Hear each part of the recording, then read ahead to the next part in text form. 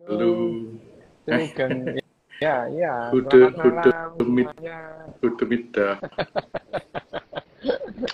Gimana, Sampai gimana, Mas? sampai ini bener-bener ini ya, apa Apa? ada di mana-mana. Loh, tidak kemana-mana, tapi ada di mana-mana. Iku wis eh, nggak mangan, nggak turu, ana ning dindi wis jet. Iyalah, bener. Kemarin saya akhirnya nonton itu padahal si Diana Krall Apa? itu. Oh, Apik Diana tenan. Kral. Hmm. Bagus kan memang. Gitu. Aku nonton Diana Kral itu tahun 22. Oh 2022. Oh. Apa namanya? North Sea Jazz. Norsi, oh Norsi. North Sea Jazz, Belanda ya. berarti. North Sea Ya? Jazz di Belanda, di Rotterdam. Dulu kalau Nazi Jazz itu kan dulunya di mana? Di Den Haag dulunya ya. Nah, Mm-mm. itu waktu tahun 22 itu di Rotterdam. Nonton lah Hmm. di Anastral. Masih ya setengah-setengah pandemi ya. Tapi ya di Belanda itu juga ada pandemi. Gitu. Tapi yo kalau nonton di Indonesia itu ya distraksinya lumayan lah. Ya, jadi Oh nikmati iya distraksinya. betul. Ada Ya tapi ya yang Diana bawa, Kral. Tapi Diana Kral itu ya memang relatif relatif tidak berubah ya, tidak berubah, relatif tidak berubah hmm, itu. Nah, tapi Diana kemarin Kral hmm, apa kemarin? kemarin itu banyak lagu yang lama tapi aransemennya benar-benar baru. Oh iya, iya iya Diana Kral. Pianonya ya maksudku pianonya itu loh, kecepatan pianonya itu Oh tidak iya. berubah dia itu. Hmm. Ya memang hebat lah Diana Kral itu. Oleh kasetnya enggak? Zaman dulu punya CD-nya Lo zaman enggak? dulu. Kemarin Oh enggak enggak, jualan enggak CD-nya enggak? enggak ya. Enggak dikasih ya. Oh, Terusnya playernya udah enggak kalau punya. di mana di waktu di Rotterdam itu Rotterdam itu. kalau belinya nggak pakai tanda tangan nggak apa-apa. Nek nggak tanda tangan antri nih, Oh, antri ya. enggak ada apa-apa kemarin. Wong itu tempatnya Yang aja pindah. Harusnya oh, di CI Expo kita kekurangan ya. peminat, akhirnya pindah ke Ciputra, Oh, Ciputra Bener, yang ukurannya apa separuh. namanya? Citra Prenur apa namanya yang di Lotte, Lotte. Lotte Mart itu ya. Iya, Lotte. Lotte. Hmm. Kekurangan penonton. Iya, kan ukurannya kecil kalau Lotte Oh, itu. iya kalau di Lotte kecil. Hmm. Bahkan yang di Lotte Art Artpreneur itu Entrepreneur. lebih kecil dari tim, ya, Tim lebih kecil. Taman tim yang baru saya belum Ismail pernah. Marzuki, Yang baru belum pernah. Taman Ismail Marzuki kan. Yang Nah, lama tuh, biasanya kalau itu ya nonton, gede, yang lama. ya iyalah, gede lah. Hmm. Jadi Yang butet sekarang zaman jadi, dulu. iya, ya.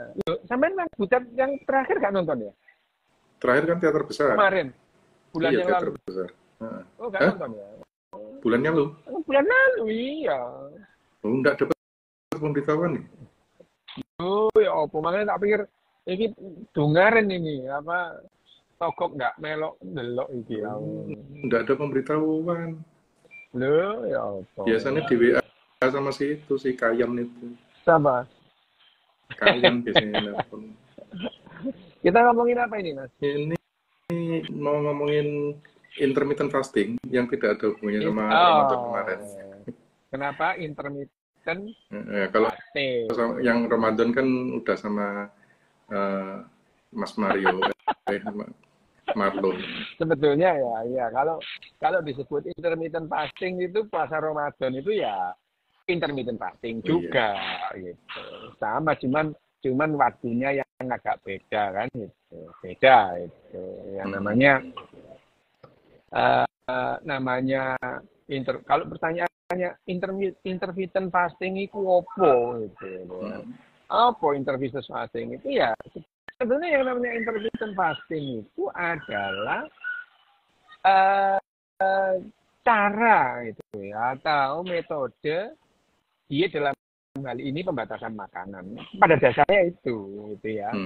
Itu pada dasarnya itu. Jadi yang namanya intermittent fasting itu pada dasarnya ya itu tadi apa namanya apa membatasi gitu ya, membatasi jam makan gitu. Jam makan. Sebenarnya kalau dibilang apakah puasa Ramadan itu intermittent fasting?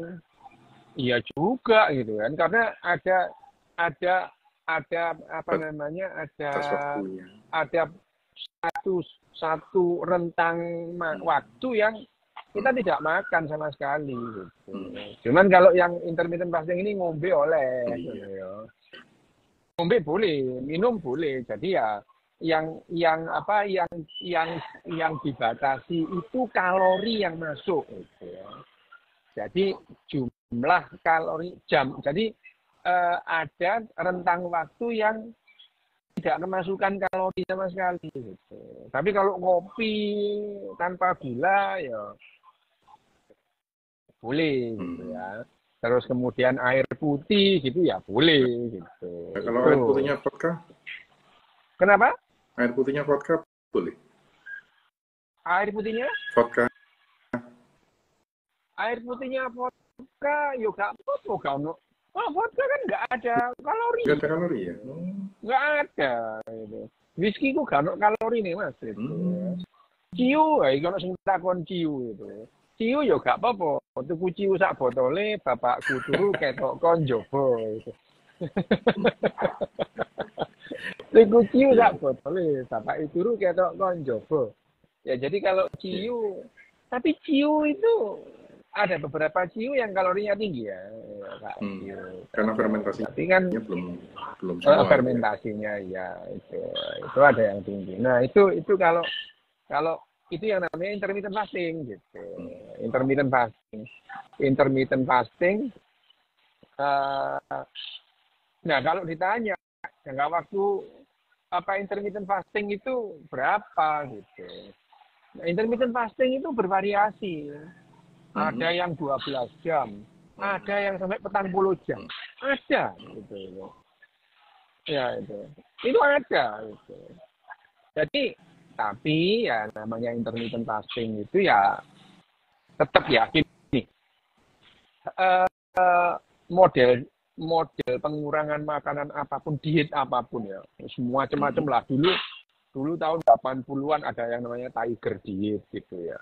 Tiger diet gitu. Opo Tiger diet itu makan yang cuma makan daging toh gitu. Aku nanya waktu dulu tahun 80, kenapa kok Tiger diet? Jawabannya itu lucu gitu. Jawabannya adalah itu kalau yang namanya itu nggak ada yang gendut gitu. Loh ya gitu. Jadi mereka itu Tiger diet itu supaya badannya langsing kayak harimau, kayak cita. Ini ajaib ini, kayak macam tutul. Iya, soalnya gajah makan rumput itu lemu udah gini. Ini enggak, maksudnya itu gini loh. Mereka sebetulnya yang namanya binatang-binatang itu yang lari cepat, mereka itu tidak pernah yang namanya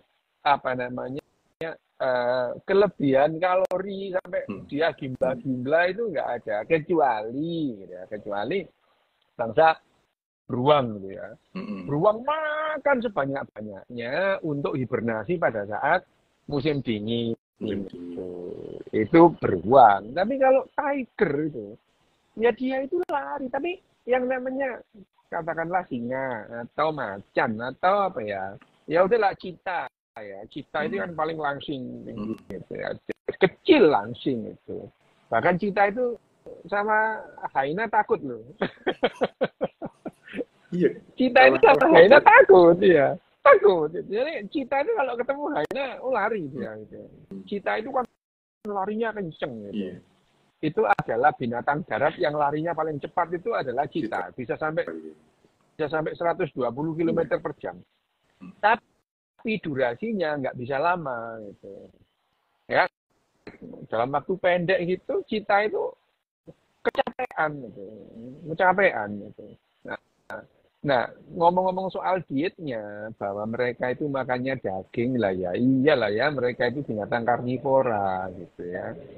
Nah, manusia ini omnivora. Kita membutuhkan yang namanya dari makanan dari tumbuh-tumbuhan, makanan dari binatang, itu kita perlukan. Kenapa? Secara evolusioner, ya kita makan dua-duanya. Gitu. Ya, kita makan dua-duanya.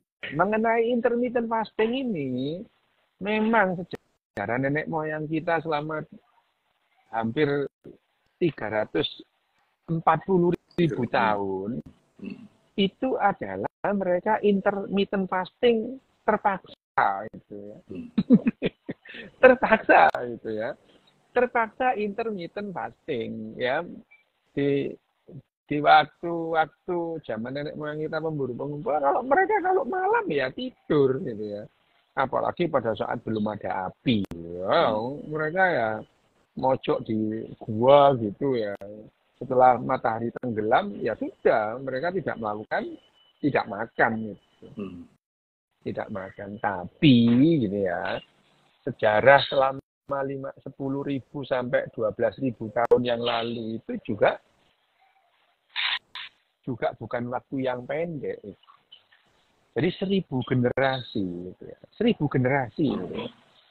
Kalau kita ngomong kita berbicara mengenai 12.000 tahun, itu kan kira-kira 1.000 generasi gitu ya.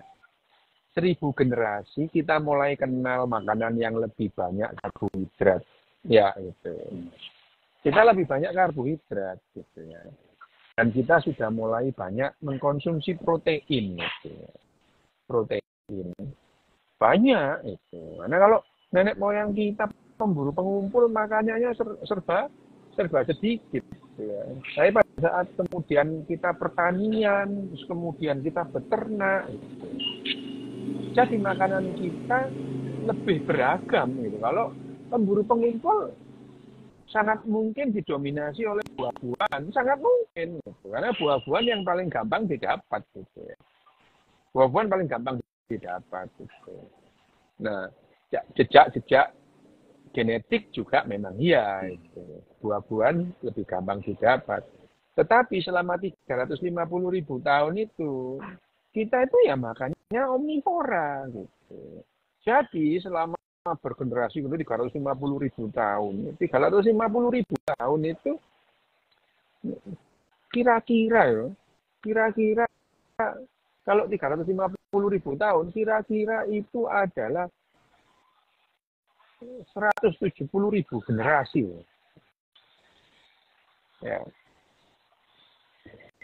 Jadi kita berevolusi untuk itu. Otak kita memang perlu protein dari tumbuh-tumbuhan. Otak kita itu juga perlu protein dari binatang.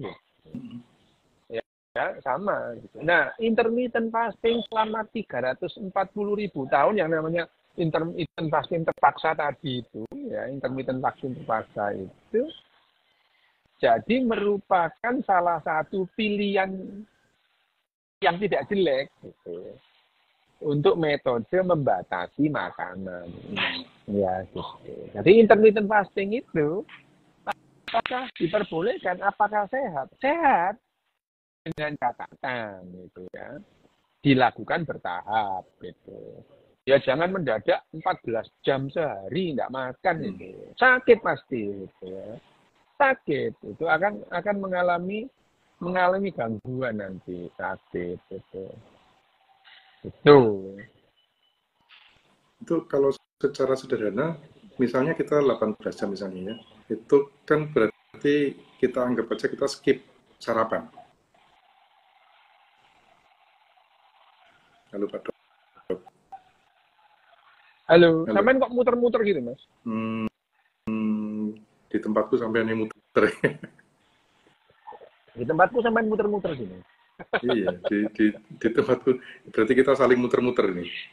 Nah, sekarang kita saling muter-muter. Oke, kalau kita bicara mengenai mengenai waktu, rentang waktu, ya memang bertahap. Kalau misalnya terbiasa dimulai ya 10 jam dulu gitu ya. 10 jam itu mulai dari jam 7 malam sampai jam 6 pagi lah ya, 11 jam gitu. Terus kemudian seminggu kemudian baru naik 12 jam, naik lagi 13 jam. Yang paling disarankan atau tidak mengganggu berapa? Ya 16 jam itu. Oke. 16 jam. Itu paling fisiologis lah ya. Tapi ada orang yang intermittent fasting saking beratnya sampai 40 jam itu. Ya, yang namanya memberikan beban metabolisme itu ya tetap aja tidak sehat itu. Hanya saja sekali lagi metode pengurangan paling ideal, paling bagus, ya apa namanya porsinya dikurangi gitu aja itu ya. Makan seperti biasa, tapi ya porsinya dikurangi. Bahwa malam itu sebaiknya tidak makan gitu ya. 2 jam sebelum tidur itu sebaiknya avoiding makan gitu. 2 jam sebelum tidur itu sebaiknya avoiding makan gitu. Itu hubungannya Ini sama tindian ini agak ya? Iya, kalau tindian itu biasanya terjadi karena pola makan yang berubah. Ya. Pola makan yang berubah, keluarkan terus turu gitu ya.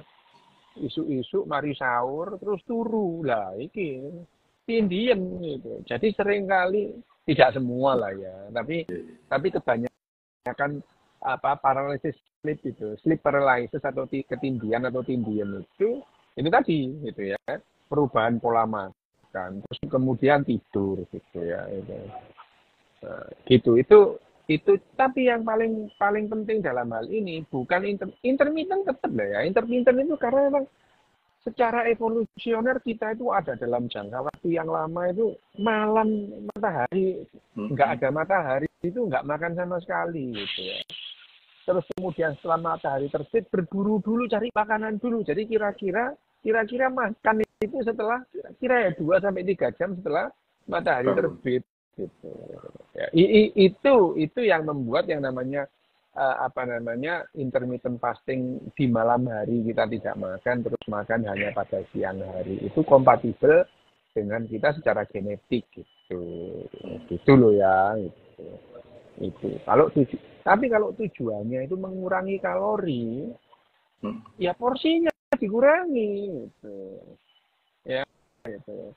Hanya saja kalau intermittent fasting malam gitu ya terus makannya siang itu kecenderungannya sedikit untuk makan banyak gitu. Ya. Sementara kalau intermittent fastingnya itu dibalik, malam aja kita boleh makan, wah itu makannya gak karu-karuan gitu. Malah balas dendam gitu ya? Iya, makanya itu gak karu-karuan, kecenderungannya gitu. Karena kalau siang itu semua orang ya ada obligasi untuk bekerja, obligasi untuk bergerak gitu ya.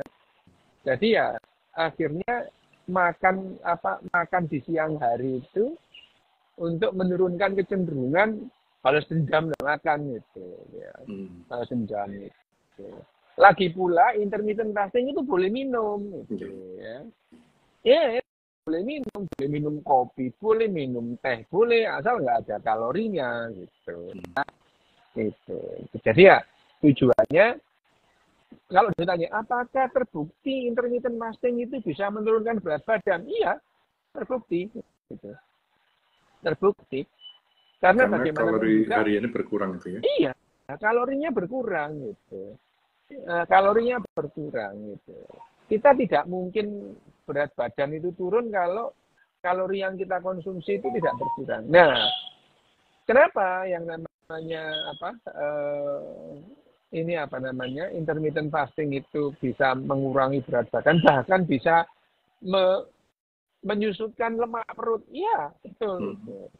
Iya, menyusutkan lemak perut karena dengan intermittent fasting itu ada waktu, ada kesempatan, bahkan berlebih ya, karena intermittent fasting itu kira-kira orang itu kelaparan 4 jam kalau intermittent fasting itu. 4 jam lapar itu. Rasa lapar itu 4 jam itu. Nah, 4 jam itu sudah cukup bagi tubuh kita untuk mengubah cadangan lemak itu jadi kalori gitu ya. membentuk keton gitu ya, membentuk keton gitu. Nah, keton itu yang dalam otak ya. Jadi misalkan membakar lemak untuk menjadi kalori itu menghasilkan keton. Nah, keton itu di dalam darah nyampe di otak muncul rasa lapar gitu. Nah, keton itu yang membuat rasa lapar Terjemahan di dalam otaknya. kita merasa lapar itu karena ada keton yang banyak dalam Di tubuh otak. kita, dan ketonnya itu hasil pembakaran lemak itu tadi gitu. Nah, jadi orang kalau intermittent fasting, misalnya intermittent fasting 12 jam misalnya, atau 14 jam ya. 14 jam intermittent fasting itu, dia akan kelaparan kira-kira 4 jam. Lapar gitu. Lapar. Gitu. Lapar. Tapi, apakah intermittent fasting itu aman atau bagus kalau dipakai secara terus-menerus? Enggak. Gitu. Tidak. Gitu, ya. Perlu ada jeda orang itu intermittent fasting. Kalau misalnya berapa? 3 bulan intermittent fasting gitu. Terus kemudian dengan jeda gitu. Atau 1 bulan dengan jeda juga nggak apa-apa gitu ya. Tapi yang jelas intermittent fasting itu tidak dianjurkan untuk terus-menerus. Itu akan mengganggu metabolisme. Iya, mengganggu metabolisme. Karena bagaimanapun juga tubuh sampean itu sudah terbiasa metabolisme kayak mulai bayi gitu ya. Dan irama makan sampean itu sebetulnya sama dengan irama makan orang tua sampean, kayak sampean gitu ya. Gitu ya. Jadi ya sama-sama manusianya, orang Arab dengan orang Jawa ya beda gitu ya. Kenapa? Loh mereka itu ratusan generasi misalnya orang di padang pasir dia nggak kenal sayur gitu. Nggak kenal sayur gitu ya. Nggak kenal sayur. Terus dipaksa makan sayur ya. Sakit perutnya. Sama dengan misalnya kenapa misalnya kalau sekarang makanya ini kenapa gizi klinik gitu ya, gizi klinik di di negara-negara tertentu itu melihat genetik gitu ya, genetik. Jadi genetiknya tiap orang beda-beda. Genetiknya orang yang nenek moyangnya banyak di Asia Tenggara dibandingkan dengan di dataran Cina tentu beda gitu. Misalnya, ini ya orang-orang Asia Tenggara atau orang Jawa gitu ya, orang Asia Tenggara itu dalam jangka waktu yang lama mereka itu tidak makan sapi atau kambing, enggak gitu. Makanya setahun sekali. Proteinnya yang didapatkan dari ikan, bukan setahun sekali itu setelah agama Islam masuk. Ya. Jadi kenal sapi dan kambing makan itu orang Jawa ya setelah agama Islam datang gitu. Sebelumnya, sapi yang tidak boleh dimakan itu kendaraannya Tuhan untuk dimakan, tidak boleh itu ya. Gitu. Ya, jadi sebelumnya itu orang Jawa nggak kenal sapi untuk dimakan. Jadi ribuan generasi orang Jawa itu tidak kenal makan sapi, tidak kenal makan kambing gitu. Tidak kenal makan. Tapi bagaimanapun juga kambing itu bisa dikonsumsi gitu ya. Dikonsumsi dan bisa dimetabolisme. Hanya saja kalau dibilang mana yang lebih sehat itu urusan yang berbeda gitu ya. Apakah kambing bisa dicerna? Bisa gitu ya. Sapi bisa dicerna? Bisa. Babi bisa banget gitu. Bisa banget, tapi ya mana yang lebih sehat itu ditentukan secara genetik, mana yang genetiknya itu bisa menerima ya. Bisa menerima protein-protein itu dengan lebih bagus gitu. Saya makan sapi dan kambing asal plain ya, nggak pakai bumbu bisa gitu. Bisa gitu. Hanya ada perbedaan. Kalau makan kambing itu, sate kambing ya, kambing polos gitu ya. 5 tusuk aja ya. Wah, itu perutku sampai 5 hari itu rasanya kencang gitu. Kok berat gitu. Ya, berat gitu. Ya, kalau sapi ya sama tapi tidak seberat kambing gitu. Kalau ikan nggak bisa gitu ya. Itu secara genetik memang ada penolakan gitu ya? Genetik. Itu termasuk yang sampai orang-orang padang pasir itu nggak pernah makan sayur tapi nggak pernah bebelen gitu ya? Iya, memang sayur dari mana? Oh, nggak ada sayur di padang pasir itu. Ya, orang padang pasir nggak makan sayur, nggak bedegelen, nggak apa-apa. Gitu. Ya, itu apa? Itu yang namanya metabolisme setiap orang berbeda-beda. Meskipun pada secara umum sama, gitu ya. Apakah orang Arab itu bisa makan sayur? Bisa, gitu. Orang padang pasir bisa, gitu. Kayaknya bisa. Tapi yang namanya orang Jawa atau orang Asia Tenggara atau ini ya, orang kepulauan kepulauan Asia Tenggara ini gitu ya. Asia Tenggara. Itu orang Jawa misalnya dalam jangka waktu yang lama protein itu sumbernya adalah ikan dan paling banter unggas gitu ya. Ya ikan. Gitu. Sampai-sampai orang Jawa itu kalau tanya makannya iwak opo Iwak pitik itu.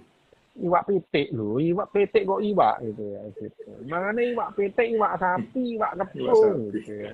Nah ya itu sodo iwak kebo remi fasol iwak tongkol. Ya tongkol ya iwak tapi kebo itu ya itu makannya ikannya apa? Makannya iwaknya opo itu menunjukkan ya secara bahasa kita itu orang-orang Jawa itu lebih akrab dengan ikan. Telur, alah tambah gitu ya. Telur itu sampai tahun 60-an di Jawa itu banyak orang yang nggak jualan telur itu. Baru tahun 50-an ya Bob Sadino itu jual telur di Jakarta gitu. Sebelumnya tidak ada orang jual telur itu. Jadi kalau orang mau makan telur atau bikin telur itu cari orang yang punya ayam. Nempur. Nah, zaman itu satu telur itu untuk berlima, berempat ya? Berempat dibagi pakai papat sak lemeng gitu ya itu. Ya itu. Nah, itu telur itu. Jadi telur itu barang aneh gitu ya. Baru tahun 70-an itu ada orang jual telur, apalagi terus kemudian telur telur asin segala macam itu setelah orang jualan telur. Dulunya belum ada orang jual telur gitu ya. Nah, balik lagi ke intermittent fasting. Intermittent fasting ini pada dasarnya semua makanan boleh gitu. Semua makanan boleh gitu. Tapi ada yang disarankan gitu kan. Misalnya tapi ya sebetulnya itu risetnya ya nggak ada sih. Misalnya makan untuk apa? Untuk berbuka puasa intermittent fasting disarankan makan itu larang-larang almond gitu ya. Almond ini wis larang-larang akhirnya ya, makanya cuma sedikit. Jadi intermittent fasting makanya itu intermittent fasting itu yang disarankan itu memaksa orang itu dari makan sedikit gitu ya. Gitu. Makanan boleh gitu. Ya. Kalau intermittent fasting memang cenderung gitu. Intermittent fasting itu cenderung orang itu betul-betul mengurangi makanan. Betul-betul mengurangi makanan gitu ya. Karena ya ada obligasi bergerak di siang, obligasi bekerja gitu. Kalau puasanya itu siang hari, malam kan diem nonton TV, baca kemudian makan ya gitu. Itu perbedaannya. Itu sama-sama intermittent sebetulnya. Dalam waktu tertentu kita tidak makan secara rutin gitu. Rutin dan intermittent fasting itu ada yang bertahap sampai ada yang 48 jam. Tapi yang disarankan itu 16 jam. 16 jam. Oke. Dok, kita yang nanya udah lumayan banyak nih. Banyak yang nanya. Gitu. Kayaknya banyak penganut intermittent fasting nih yang ikut ini. Ya. Ini dari wah jenenge medeni Pak ini. Astagfirullah. Ini astagfirullahaladzim 100 kali. Apakah pola makan menjadi kunci utama mengatasi diabetes? Tidak, gitu ya. Makan itu adalah salah satu variabel, gitu ya. Salah satu variabel di mana diabetes itu terekspresi, gitu ya. Makan. Kalau sudah dia bakat diabetes, makannya nggak diatur, makanya diabetesnya akan lebih cepat muncul, gitu. Ya, jadi makan itu bukan satu-satunya atau bukan variabel utama. Tapi kalau kemudian orang sudah diabetes, ya makannya harus diatur gitu ya. Gitu. Iya, itu kalau orang Madura makan nih radiator. Ya bener itu. Radiator itu cari wong Madura. Bentar ini masih Cal nih tanya nih. Apa Dok, ya? apa bener ini jam operasional organ tubuh itu bener nggak? Dok? Jam 9 malam sampai ya enggak itu ya.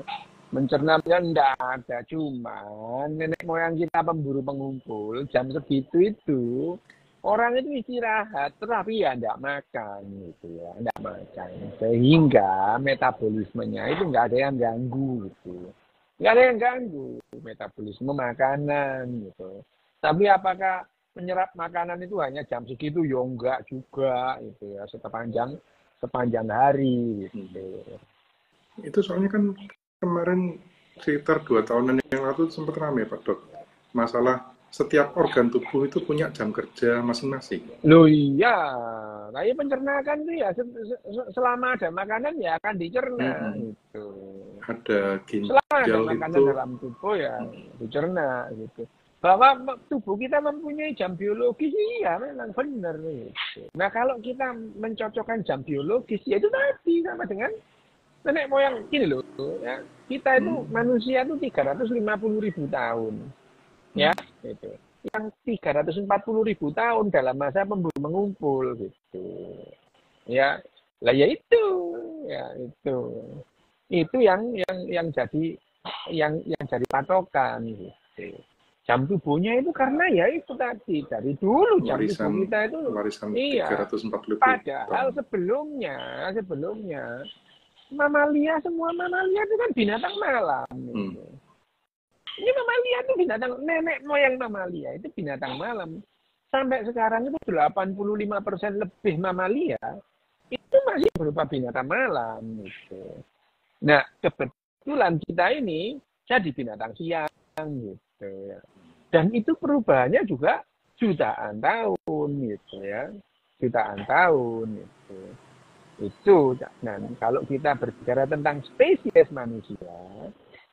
manusia ini mulai ada sekitar 350.000 tahun yang lalu, ya.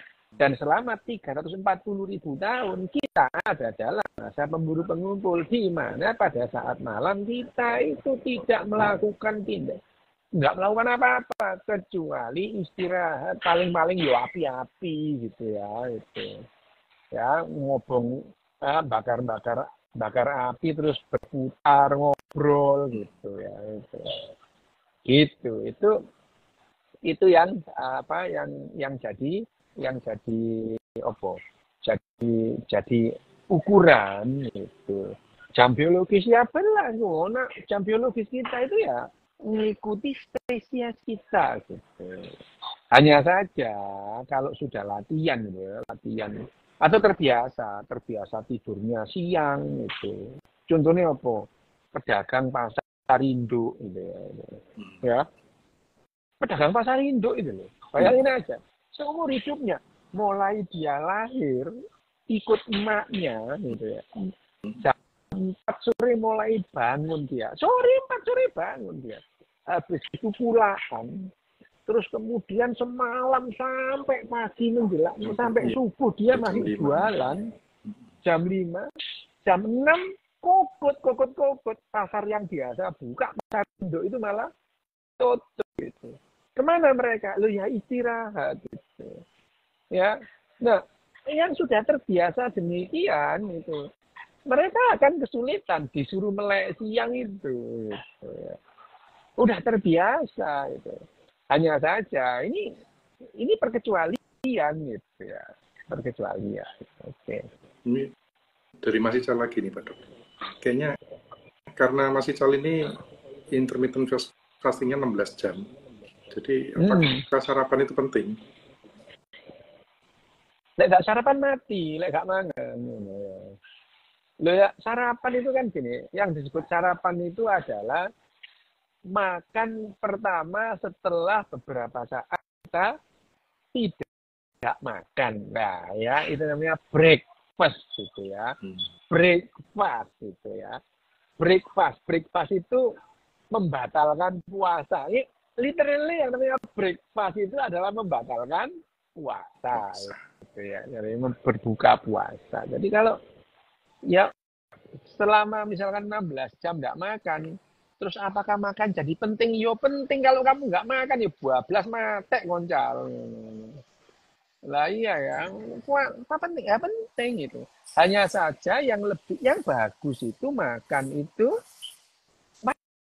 waktunya itu tetap supaya tubuh kita tidak bingung gitu ya. Seperti tadi kita itu punya jam biologis itu. Kalau makannya sarapannya jam 10, ya besok ya jam 10 gitu ya. Nah, itu. Ya kalau misalnya sarapan jam 7 jam itu ya. Jam 7, oh, mangane sampai jam 3, jam 5, jam malam-malam nonton bal-balan sampai jam 3 masih makan. Lah ya itu ya ndak sarapan namanya. Iku jenenge geragas. Kabeh dipangan itu ya. Sampai jam 2, jam 1 itu nonton sepak bola nobar muangane akeh gitu ya. Habis gitu besok pagi, ayo sarapan. Apa ini sarapan ini? Baru 4 jam yang lalu makan banyak gitu. Itu ya, Cal. Pak Dok, ini ada komentar dari It's CJDW. Kalau sehari makan, sehari puasa man nggak, Dok? Kemarin kayaknya Pak Dok pas puasa kan sehari makan, sehari nggak puasa. Sehari nggak makan, sehari puasa. Sehari nggak puasa, sehari makan. Sehari nggak iya, puasa, kan? Aman, sehari kan, makan. Gitu. Aman itu. Sehari nggak puasa, sehari makan. Sehari nggak puasa, sehari makan. Gitu. Nggak apa-apa. Gitu. Kalau siang, kalau malam saya puasa. Kalau malam nggak makan. Gitu. Kalau siang ya. Kalau siang itu saya sehari nggak puasa, sehari makan. Sehari nggak puasa, sehari makan. Gitu ya. Kalau malam puasa terus saya. Gitu. Jadi itu tadi ya, jawabannya tidak menjawab.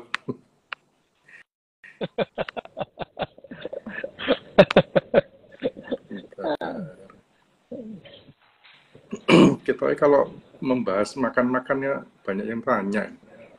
Dok, apakah benar makan nasi tidak boleh bersamaan dengan protein hewani atau perlu jeda?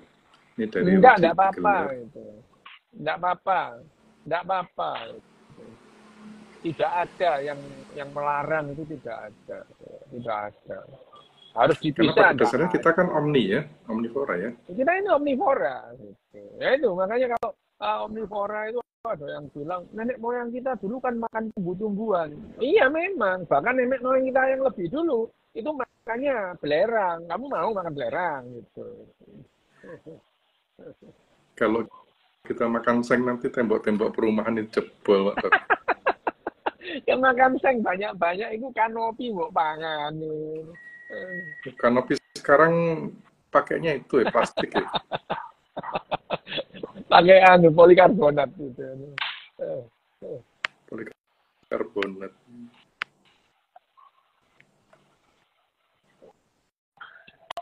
Ini dari MMB Santana. Apakah makan martabak satu loyang? Apakah makan martabak satu loyang bikin diabetes? Astaga, sak loyang dipangan arek. Padahal loyangnya kan besi, Pak Dok. Loyangnya kan besi. Arek ini caranya makan? Loh, martabak manis sak loyang. Bukan gitu, tapi kalau martabak manis sak loyang itu, kita itu over makannya gitu ya. Berapa kalori itu gitu ya. Ya gini, kalau apakah martabak manis bikin diabetes? Ya tidak selalu gitu ya. Kalau yang makan anak-anak itu jarang gitu. Kecuali ya nanti ada loh. Saya itu punya ponakan SMA diabetes dia itu. Tapi bener, makannya ya gitu. Sak loyang, anaknya gendut lah itu ya, itu gendut itu. Ditambah lagi bapak dan ibunya itu memang garis diabetesnya kuat gitu ya. Jadi akhirnya dia diabetes itu ya. Wah itu, masih SMA wis diabetes itu, diabetes mellitus. Sampai sekarang dia harus konsumsi. Dokter, ya? Apa? Ponali Lah dokter. perasaanmu dokter gak iso lho, dokter aja banyak yang gitu kok gitu. Dokter itu untuk orang lain, bukan untuk dirinya sendiri kebanyakan gitu ya. Pernah nggak lihat dokter itu banyak gitu, banyak itu. Dokter itu kayak psikolog gitu, untuk orang lain, untuk sendiri nggak laku itu. Gitu ya. Jadi ya apakah makan satu loyang martabak manis itu menyebabkan diabetes? Tidak menyebabkan. Tapi memicu diabetes kalau dilakukan terus-terusan, ya. Oke.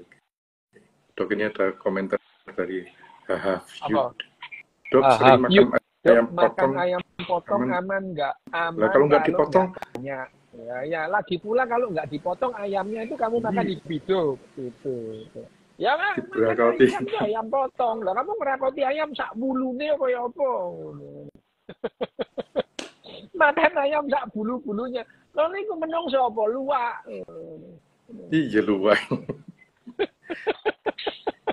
Ya, daripada makan ayam kayak gitu, makan kopi nanti kan malah itunya bisa dijual kalau luwak itu. Makan kaya ulo, ya bener kaya ulo. Makan ayam mau wungkul-wungkul sak bulune lho. Niku lho menungso ta luwak.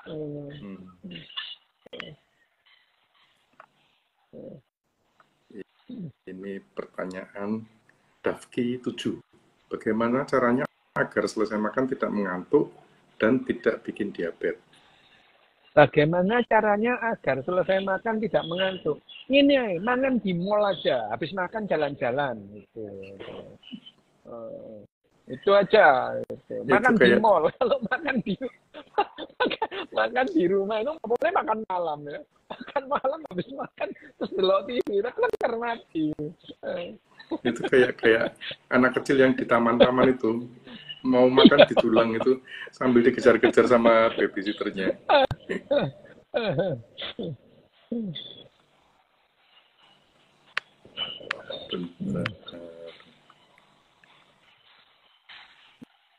Ini Mbak Dani, ini udah nih tadi ini. Wah, lagi Dani ono mana? Iya. Dani ku kapan ya wingi ngejak mana? Oh, ya minggu ngarep. Minggu depan. Oke. Minggu depan tuh. Minggu ngarep. Bahas itu edukasi. Itu banyak sex education. Itu ya Dani ku nyene idene ku ngono. Tapi terus mari ngono, mudah-mudahan enggak diedit orang. Lan kon iki lho. Dani tuh bikin judul sudah sensitif gitu tapi berharap tidak diedit orang. Iya, namanya berharap kan boleh Pak Dok.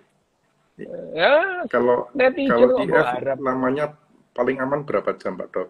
Karena kalau terlalu lama terjadi glikosis. Ya benar, itu setuju. 16 jam itu udahlah ya batas paling direkomendasikan, tapi ya tetap harus ada jeda, tidak boleh dilakukan terus-menerus. Oke. Jedanya itu berapa lama? 1 bulan atau seminggu? Ya 1 bulan, jeda 1 bulan. 1 bulan, jeda 1 bulan. Itu paling enak. Sebetulnya kan ya, sekali lagi. Yang penting total kalori masuknya kan ya? Lah iya, total kalori Mas, itu paling penting, lebih penting lah ya, bukan paling penting, lebih penting. Jadi kita membatasi kalori dalam bentuk apapun, entah itu yang namanya karbohidrat, lemak atau protein, itu untuk weight loss gitu ya, untuk mengurangi berat badan. Karena yang namanya berat badan tidak akan turun kalau yang namanya kalori yang masuk lebih banyak dari kalori yang keluar, ya nggak bisa gitu. Pak Dok, ini dari akupunktur Bali, tapi kayaknya barusan dijawab sama Pak Dokter deh. Apa hubungan antara puasa intermittent, resistensi insulin, dan pengelolaan berat badan pada pasien diabetes? Iya, diabetes itu memang betul ya, namanya diabetes itu, yang namanya diabetes itu regulasi atau mengatur kalori yang masuk itu jadi hal yang penting untuk follow up pasien-pasien diabetes ya.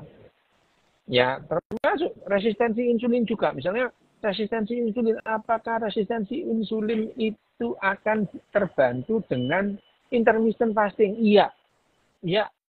Gitu ya. Iya, meskipun ya tidak signifikan. Cuman iya. gitu. Ya, iya bahwa resistensi insulin itu terbantu dengan intermittent fasting, iya meskipun nggak signifikan. Makanya untuk follow up atau manajemen penyakit diabetes itu tidak ada satu single faktor. Faktornya banyak, mulai makanan, minum obat secara rutin ya, terus kemudian olahraga cukup, terus kemudian istirahat cukup. Semuanya itu akan tergantung tentang bagaimana outcome atau kualitas hidup penderita diabetes. Itu ya. Jadi tidak ada single faktor. Misalnya intermittent fasting. Intermittent fasting tidak disertai dengan pola makan model. Makanannya dibatasi dan jenis makannya diatur. Ya, tidak ada manfaatnya gitu ya untuk regulasi diabetes. Regulasi diabetes itu segala macam diperhatikan dengan target bahwa ya gampangannya kalau kita lihat ada darahnya kontrol ya, dalam ini yang paling gampang ya HbA1c-nya itu di bawah 6 gitu ya. Syukur-syukur di bawah 5,5 itu bagus gitu ya. Dok, ini dari Bima Boyke, tapi barusan dijelasin sama Pak Dok juga nih. Kalau udah ngurangin nasi, gula dan lain-lain, tapi kenapa ya kok gula darahnya tinggi terus? Loh lah ya, berarti itu memang ada masalah dengan tadi, dengan insulinnya atau dengan metabolisme dari gulanya. Jadi ya periksa, tapi kalau dengan sudah puasa tapi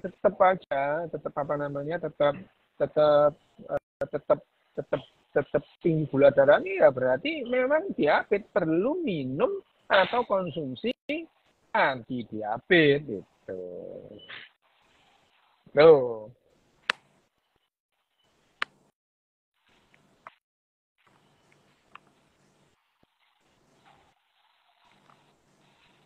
Dari ini mesti namanya Rizky Ramadan ini Mas ini.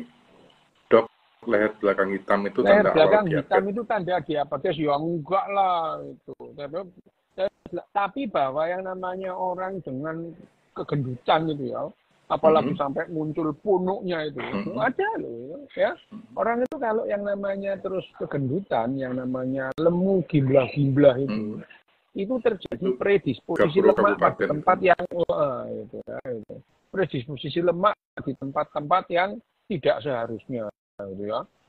Di sini di punuk, terus kemudian di bawah ketiak itu muncul sayap yang terbuat dari lemak gitu.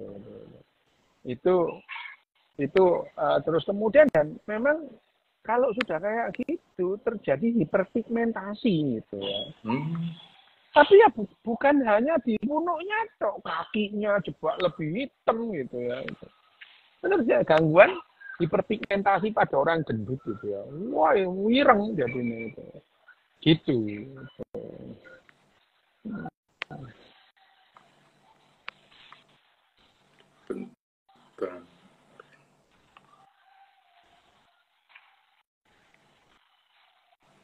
Dari Beyond Store, Dok, apakah vitamin D kalau didapat dari matahari saja tidak akan memenuhi kebutuhan tubuh manusia?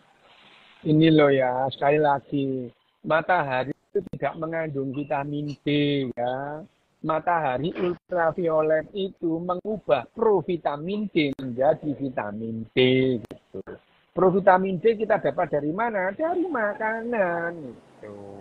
Ya, itu. Jadi ya bukan matahari memancarkan mengandung vitamin D, ya enggak gitulah cara mainnya gitu ya. Yang namanya untuk mengubah provitamin D menjadi vitamin D itu sinar ultraviolet itu berperan gitu ya itu. Nah, keperluan vitamin D masing-masing individu atau tiap orang di belahan bumi ini berbeda-beda gitu. Jadi kadar vitamin D di Eropa ini itu sangat berbeda dengan orang-orang yang ada di Katulistiwa gitu. Ya nggak bisa dipakai ukuran itu. Orang Tapi memang loh orang-orang ini ya, orang-orang Eropa ini kalau vitamin D-nya turun sakit beneran mereka gitu. Nah, ya, ya, dia itu hidup di daerah yang mataharinya sedikit gitu ya. Jadi ya evolusinya gitu. Hanya saja sekarang itu, nah yang rame-rame itu di Indonesia itu orang berlomba-lomba minum vitamin D dengan ukuran kadar vitamin D-nya orang Eropa gitu ya. Oh, belum pernah diteliti sebetulnya vitamin D, angka vitamin D ideal orang-orang katulistiwa itu idealnya berapa gitu. Itu yang perlu diteliti. Kelebihan vitamin D itu juga bisa membuat masalah ya. Hipervitaminosis D itu juga bisa bermuat masalah. Meskipun yang namanya avitaminosis D itu juga bermasalah gitu ya, bikin masalah. Misalnya kalau dulu ya, yang paling umum itu kalau waktu sampai SD itu vitamin D menyebabkan penyakit rakitis. Sampai pernah lihat orang rakitis? Rakitis apa aja nggak tahu dok. Rakitis dulu waktu SD itu kan.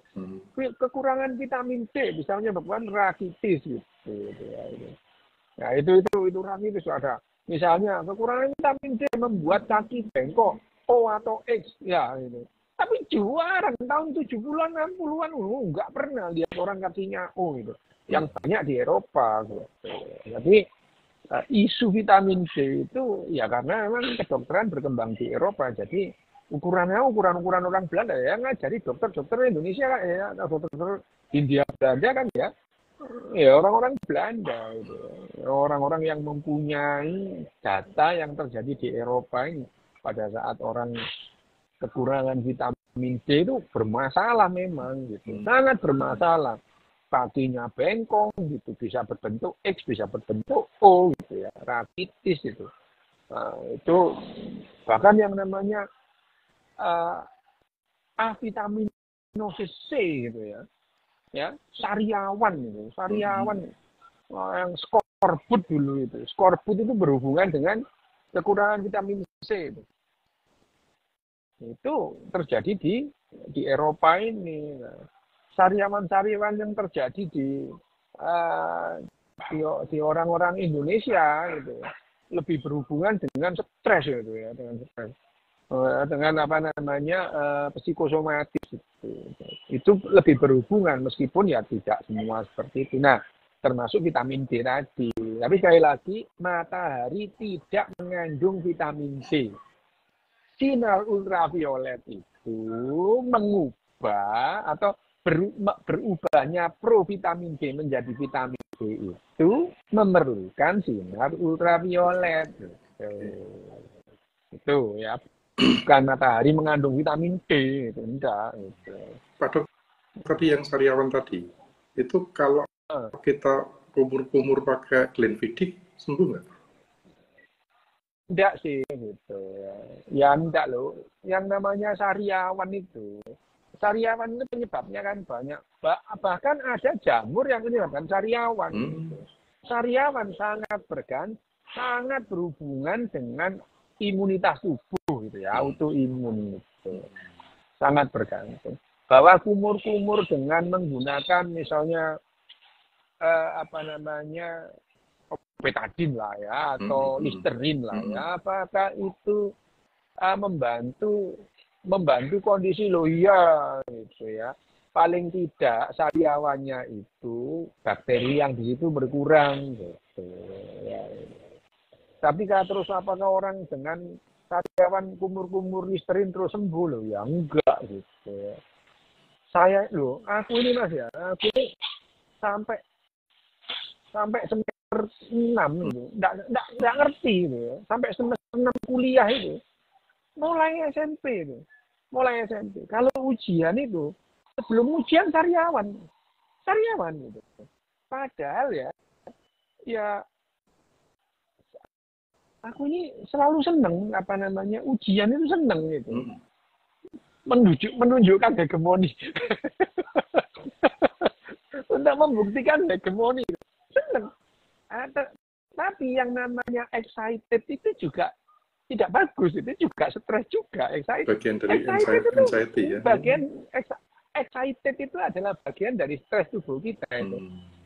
Waktu itu wah, zaman segitu itu kan yang namanya tahun 70-an itu diberitahu kalau yang namanya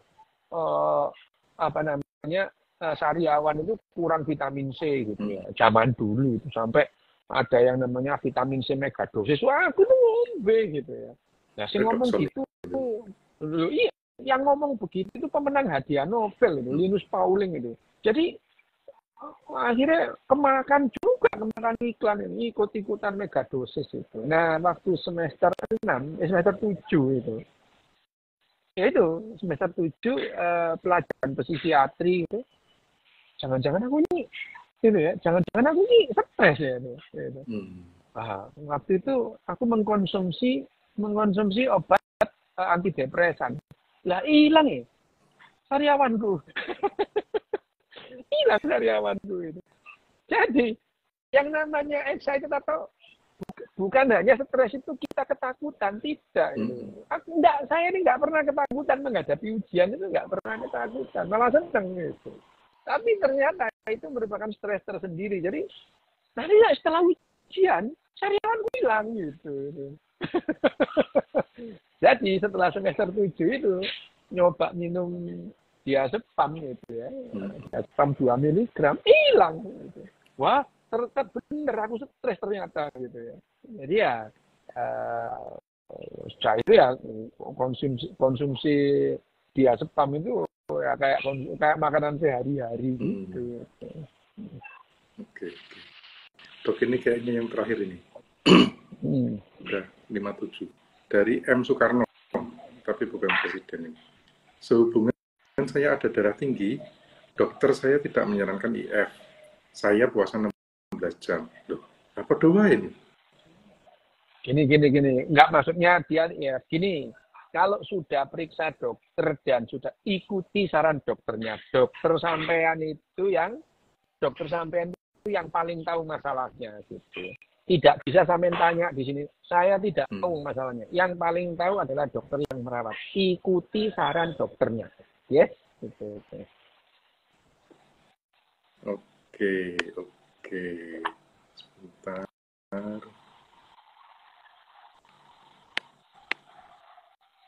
So, wes masih wis entek mari iki sampean. Iya. Ya, wes. Minta maaf ini. Nanti kita lanjutkan pertanyaannya lagi. Masih banyak banget tapi waktunya yang habis. Dilanjutkan. Minggu ngarep enggak apa-apa. Ya. Siap. Matur nuwun banget, dokter. Oke. Minggu depan masih di utara, di lor itu. Minggu depan masih di sini. Ini nasib laki-laki panggilan ya ini. Omnipresent di sana. Oke, matur nuwun sangat Pak Dokter. Oke, sama-sama. Sampai ketemu.